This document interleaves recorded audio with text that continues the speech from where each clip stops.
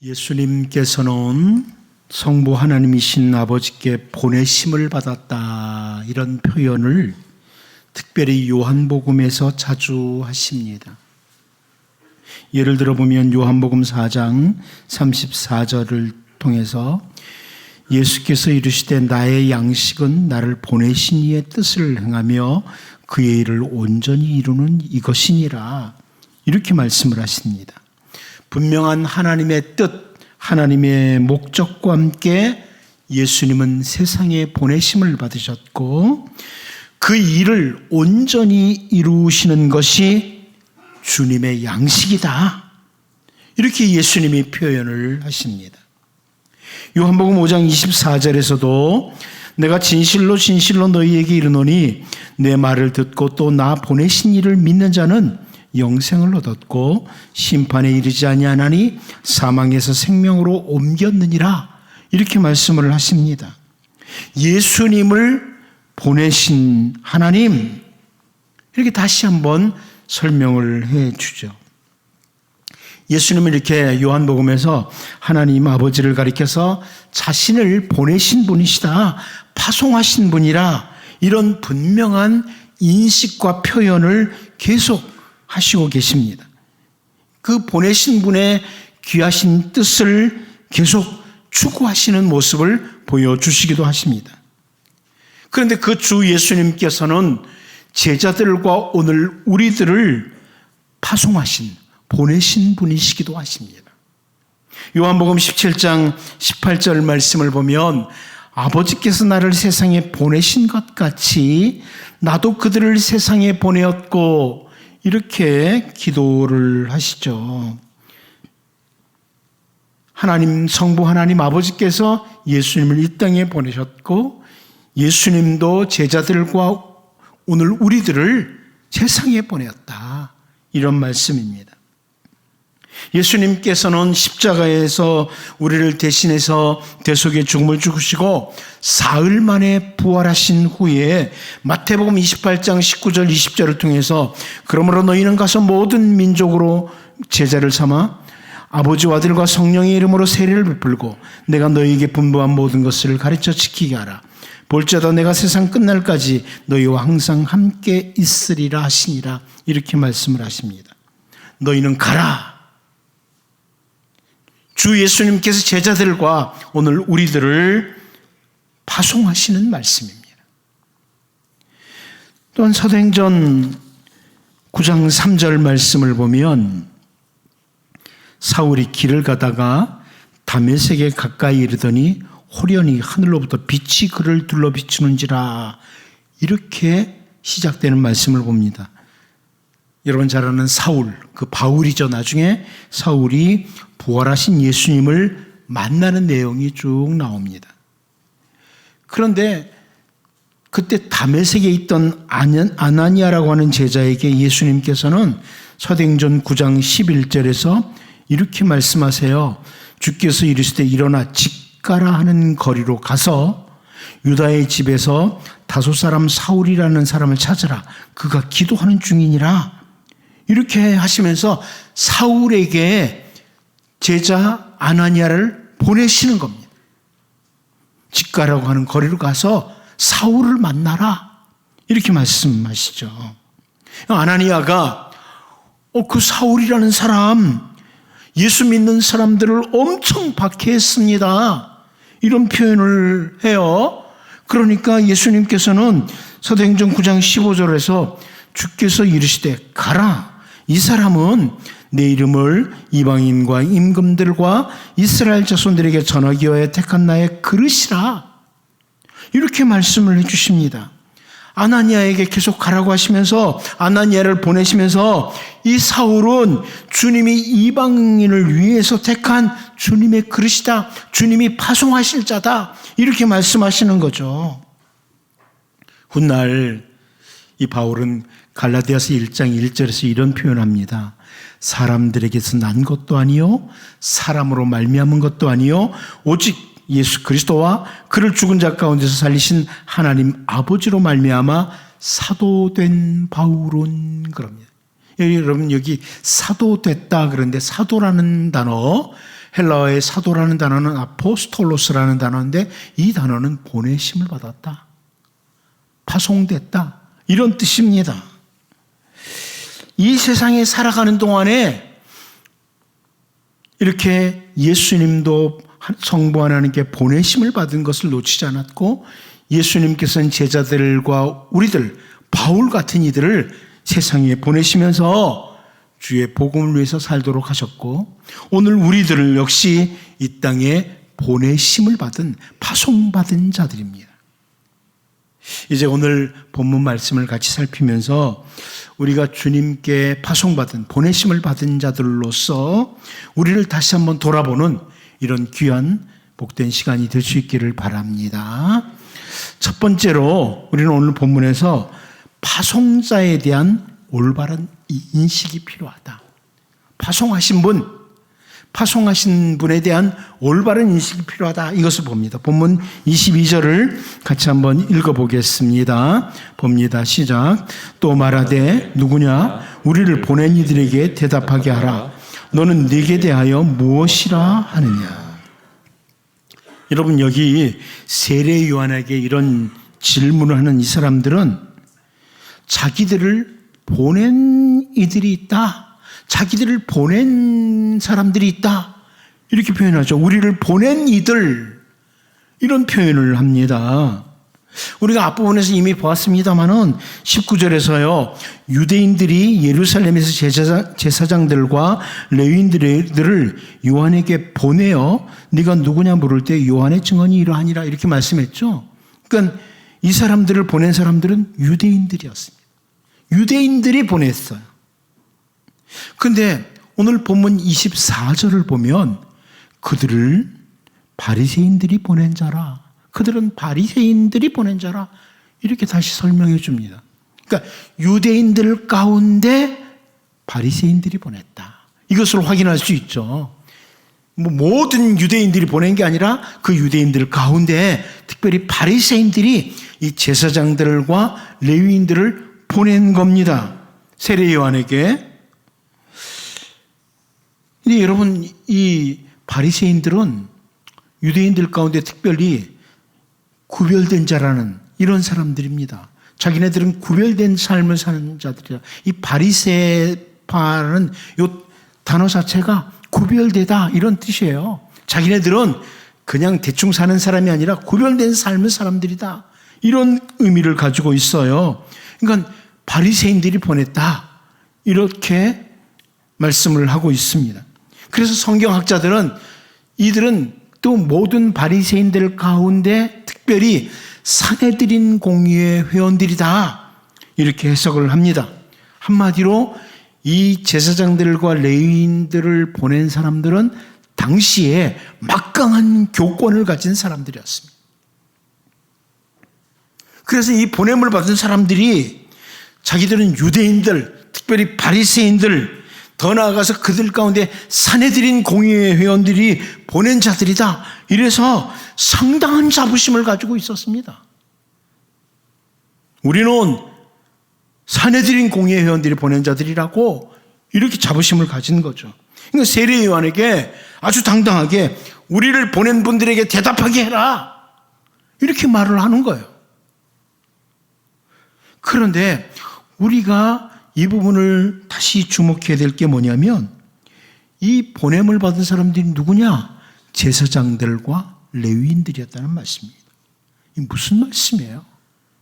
이 제사장들과 레위인들은 산헤드린 공회 회원들이 보내기 이전에 하나님께서 이스라엘 백성들을 위해서 파송하신 귀중한 일꾼들이었습니다. 당시 제사장들과 레위인으로 하나님이 너희들 이 세상에서 제사장으로, 레위인으로 살아달라고 하나님이 파송하신 거예요. 이 사람들이 하나님께서 한 번 사는 인생의 시간 동안 나를 제사장으로, 나를 레위인으로 보내셨다, 이것을 올바로 인식했더라면 시대를 보는 눈, 그리고 세례 요한이 누구인지를 보는 눈이 있었을 겁니다. 여러분, 선지자 예레미야는 예레미야 1장 4절 5절에서 여호와의 말씀이 내게 임하니라. 이르시되 내가 너를 모태에 짓기 전에 너를 알았고 네가 배에서 나오기 전에 너를 성별하였고 너를 여러 나라의 선지자로 세웠노라 하시기로, 이렇게 말씀하고 있습니다. 바로 이 말씀, 하나님께서 파송하셨다는 이 인식, 하나님께서 선지자 예레미야를 세우셨다는 이 올바른 파송 인식이 이 선지자 예레미야로 하여금 바벨론에 의해서 유다 나라가 멸망을 당하는 그 상황에서도 흔들림이 없이 하나님의 말씀을 선포하게 만든 겁니다. 올바른 파송 인식을 가지고 있으면 걸어가야 될 길을 흔들림 없이 걸어가는 거예요. 바울 사도는 에베소서 3장 7절을 통해서 이 복음을 위하여 그의 능력이 역사하시는 대로 내게 주신 하나님의 은혜의 선물을 따라 내가 일꾼이 되었노라, 이렇게 선포합니다. 바울이 때로는 복음을 전하다가 두들겨 맞기도 하고 감옥에 갇히기도 하고, 그런데도 흔들림이 없이 복음의 일꾼으로 살 수 있었던 것은 바로 자기는 복음을 위해서 하나님께서 파송하신, 주님이 파송하신 바로 주님의 일꾼이라는, 복음의 일꾼이라는 이 파송 인식을 가지고 있었기 때문입니다. 여러분, 오늘 이 세상, 이 땅에 살고 있는 우리들도 역시 우리 주님께서 생명의 복음, 십자가 복음, 특별히 주님 나라, 하나님 나라를 위해서 파송하신 주님의 일꾼이고 교회의 일꾼이고 복음의 일꾼입니다. 오늘 본문에서 제사장들과 레위인들이 산헤드린 공의회 회원들의 파송 이전에 하나님이 나를 파송하셨다는 이 인식이 있었더라면 정말 올바른 눈을 가졌을 텐데, 이 부분을 보면서 이제 여러분, 세상에 사는 동안 우리가 참 다양한 일들을 만나지만 나는 주님이 파송하신 자다, 하나님이 이 땅에 보내신 자라는 이 파송인식을 놓치지 않고 살아가는 복 있는 주님의 백성들로 살 수 있기를 바랍니다. 두 번째로 파송에 대한 반응입니다. 파송에 대한 반응. 우리 본문 22절을 다시 한번 보겠습니다. 같이 읽어봅니다. 시작. 또 말하되 누구냐 우리를 보낸 이들에게 대답하게 하라. 너는 네게 대하여 무엇이라 하느냐. 제사장들과 레위인들이 여기 보면 자기들을 보낸 사람들에게 대답하게 하라 그럽니다. 대답하게 하라. 근데 여기 대답하다라는 이 헬라어 단어는 대답하다는 의미, 동시에 반응하다라는 의미를 가진 단어예요. 반응한다. 우리를 보내신 이에 대해서 올바른 반응을 하게 하라. 우리가 여기서 볼 수 있는 것은 파송받은 자는 파송에 대한 반응을 해야 된다는 겁니다. 파송받은 자는 파송에 대한 반응을 해야 된다. 예를 들어서 우리나라 대통령이 어느 나라의 대사로 파송을 했으면 그 대사는 그 자리에서 파송받은 자답게 반응을 해야 돼요. 그냥 그 나라에 놀러 갔다 오라는 게 아니에요.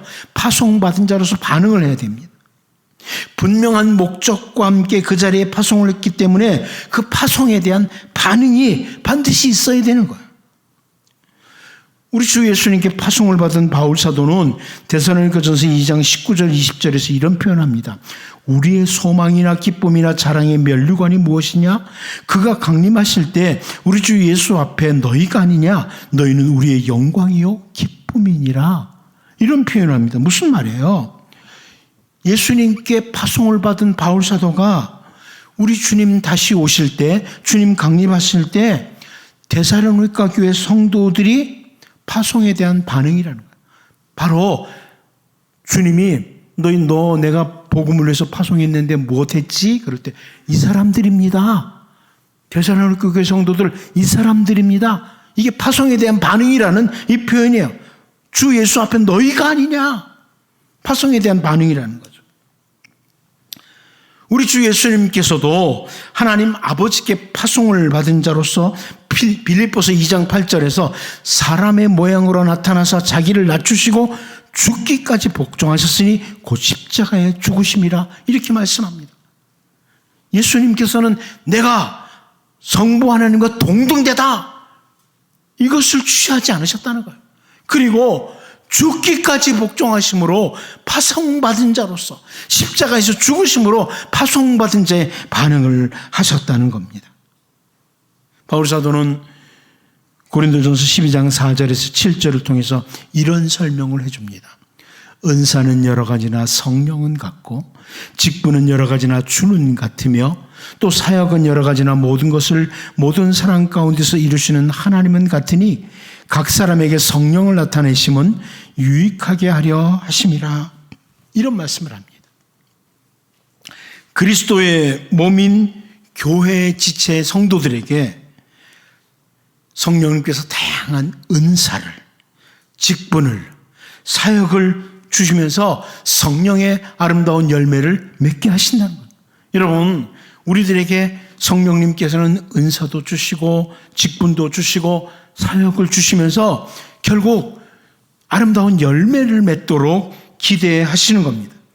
다양한 은사와 함께 파송을 받은 자로서 반드시 주님 앞에 파송받은 자의 반응이 있어야 된다는 거예요. 오늘 본문에서 사람들에게 파송을 받은 사람들도 그 파송한 것에 대해서 반응을 해야 된다. 이런 생각을 가지고 세례요한에게 말을 하는 거죠. 이것을 보면서 하물며 각자에게 은사를 주시고 직분을 주시고 사역을 주신 하나님께서 우리들을 파송하셨는데 그 파송에 대한 반응을 기대하시지 않겠습니까? 여러분, 오늘 새로운 날을 우리에게 주시면서 하나님께서 우리에게 그냥 대충 살다 와 그러시겠습니까? 오늘이라는 시간을 주시면서 하나님 기대하시지 않겠습니까? 파송받은 자를 향한 반응을 기대하시는 거예요. 우리는 주님께 파송받은 자들로서 반드시 그 주님 앞에 서야 할 날이 있다. 계산할 날이 있다. 이것을 확인해야만 합니다. 우리 주님이 달란트 비유를 통해서 주신 말씀에서와 같이 파송받은 자에 대한 반응을 계산할 날이 있습니다. 우리 모두 계산할 날이 있어요. 그날에 마태복음 25장 21절에서와 같이 그 주인이 이르되 잘하였도다 착하고 충성된 종아 네가 적은 일에 충성하였음에 내가 많은 것을 네게 맡기리니 내 주인의 즐거움에 참여할지어다. 이렇게 예수님이 말씀해 주실 사람들이 있습니다.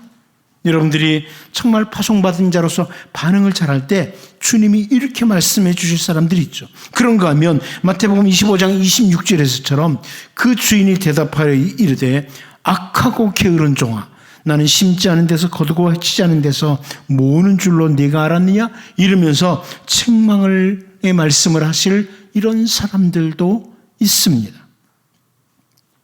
우리가 잘 알다시피 바울 사도는 주 예수님께 파송받은 자라는 이 사실을 언제나 인식하고 살았을 뿐만 아니라 디모데후서 4장 7절 8절을 우리가 잘 아는데요.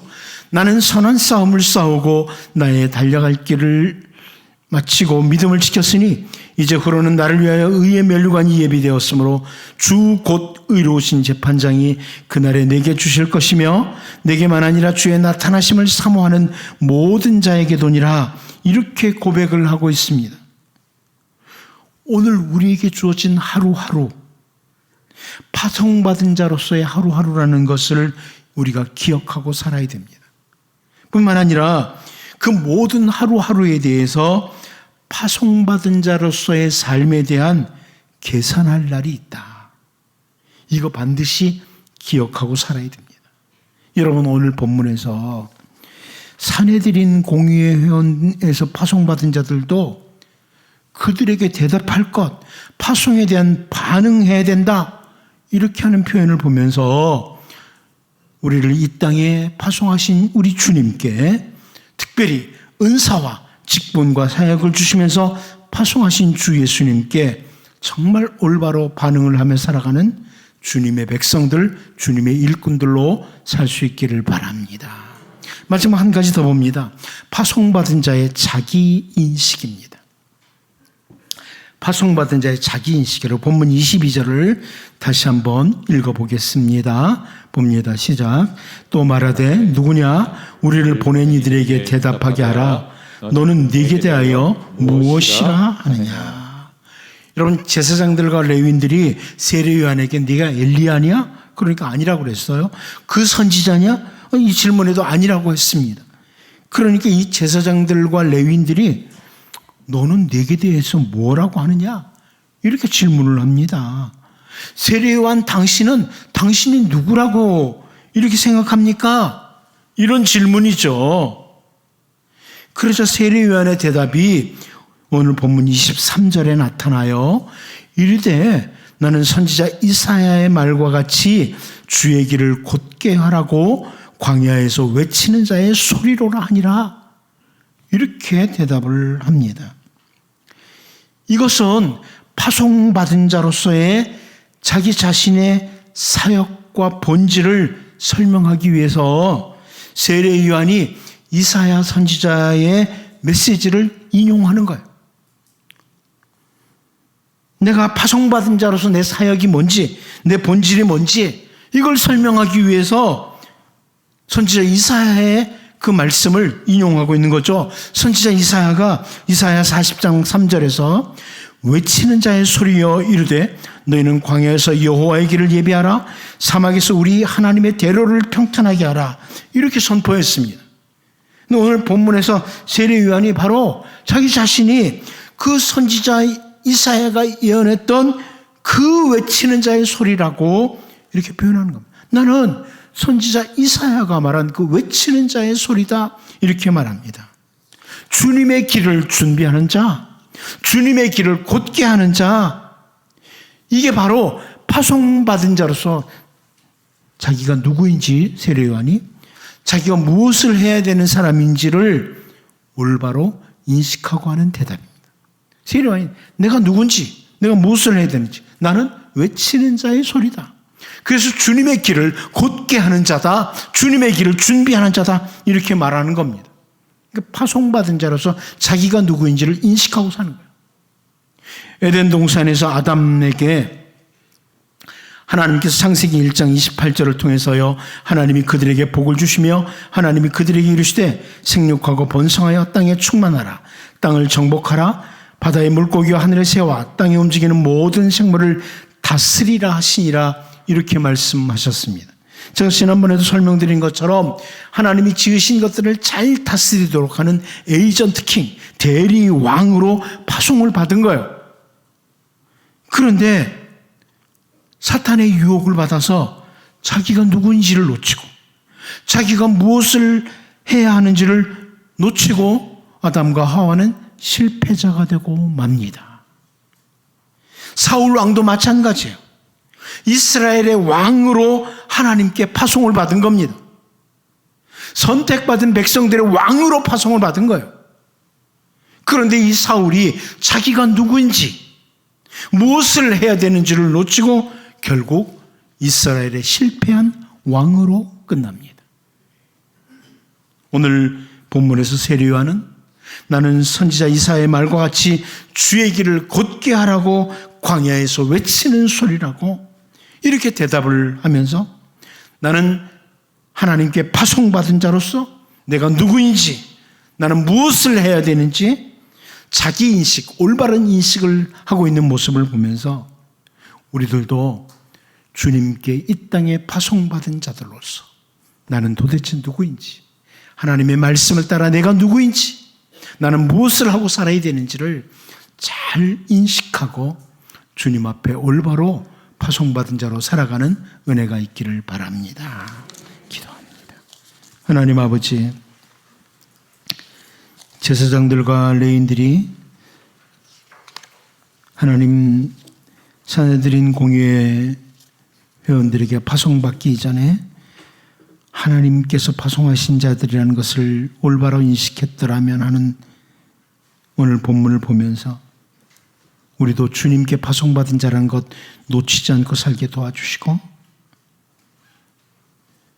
사내들인 공의에서 파송받은 자들도 그들에게 대답할 것, 파송받은 것에 대한 반응해야 된다고 하는 것을 보면서 우리도 특별한 은혜와 직분을 주시면서 파송하신 우리 주 예수님께 파송받은 자로 올바로 반응하며 우리에게 주어진 자리에서 살게 도와 주옵소서. 특별히 나는 누구고 무엇을 해야 되는지 파송받은 자로서 올바른 자기인식을 가지고 주님 앞에 신실하게 살아가는 주님의 백성들 되게 하여 주옵소서. 예수님의 이름으로 기도하옵나이다. 아멘.